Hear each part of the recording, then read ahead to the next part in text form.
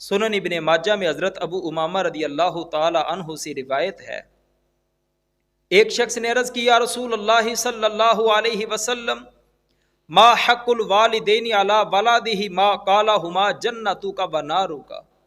عرض کی یا رسول اللہ صلی اللہ علیہ وسلم والدین کا اولاد پر کیا حق ہے؟ اللہ کے نبی صلی اللہ علیہ وسلم نے فرمایا کہ وہ تیری جنت بھی ہیں اور جہنم بھی ہیں۔ والدین کی خدمت کرے گا، ان کے حقوق ادا کرے گا، ان کے ساتھ اس نے سلوک کرے گا تو تیرے والدین تیری جنت ہیں۔ اگر ان کو ستائے گا، ان کو ناراض کرے گا، ان پر زیادتیاں کرے گا تو پھر وہ تیری جہنم ہے۔ ان کو ستانا، ناراض کرنا، زیادتیاں کرنا تیرے لیے جہنم بن جائے گا۔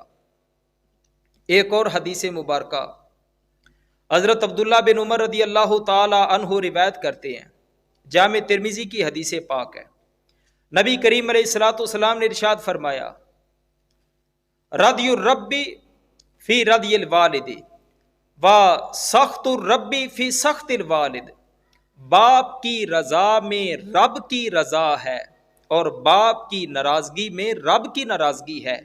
یوں سمجھ لیجئے کہ باپ راضی تو رب راضی، باپ ناراض تو رب ناراض۔